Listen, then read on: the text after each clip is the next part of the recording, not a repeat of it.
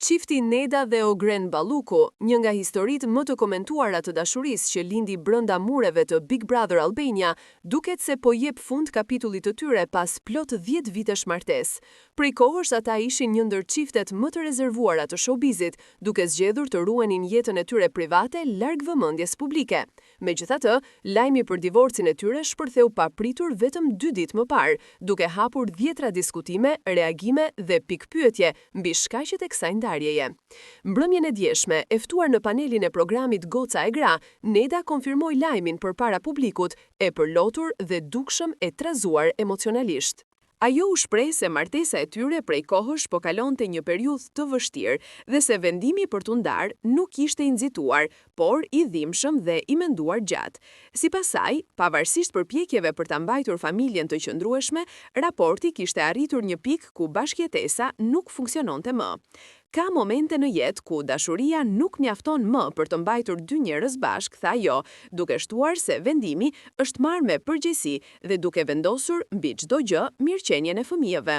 Mirpo, ajo që shkaktoi më shumë dallgën në rrjetet sociale ishte fakti që vetëm pak orë pasi kishte paraqitur kërkesën për divorc, Neda doli publikisht në ekran për të folur për këtë situatë. Kjo u interpretua nga disa si një lëvizje e nxituar apo e përdorur për ekspozim mediatik. Në rrjete nisi të shpërndahej me shpejtësi një video ku gazetari Olti Curri ironizonte këtë dalje live të saj. Ai u shpreh se mënyra se si Neda zgjodhi të tregonte historinë e saj ishte sipas tij e papjekur dhe e panevojshme.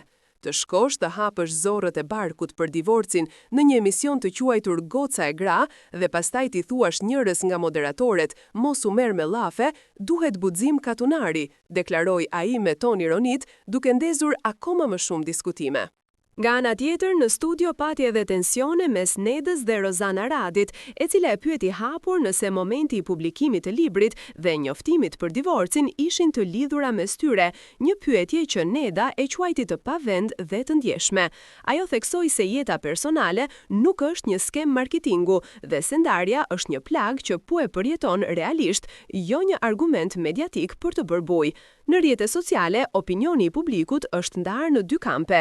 Një pjesë e mbështet Nedën dhe e sheh si një grua që po kalon një periudhë të vështirë dhe që meriton empati, jo gjykim. Ndërsa një tjetër pjesë mendon se shfaqja ka qenë e panevojshme dhe se duke qenë një figurë publike, ajo duhej të tregonte më shumë maturi dhe diskrecion në një moment kaq delikat. Sido që të jetë, divorci i Nedës dhe Ogrenit mbetet aktualisht një prej temave më të diskutuara në mediat roz dhe me shumë gjasa do të vazhdojë të komentohet edhe në ditët në vijim, derisa dy personazhet të japin një komunikim më të qartë mbi të ardhmen e marrëdhënies së tyre dhe të fëmijëve.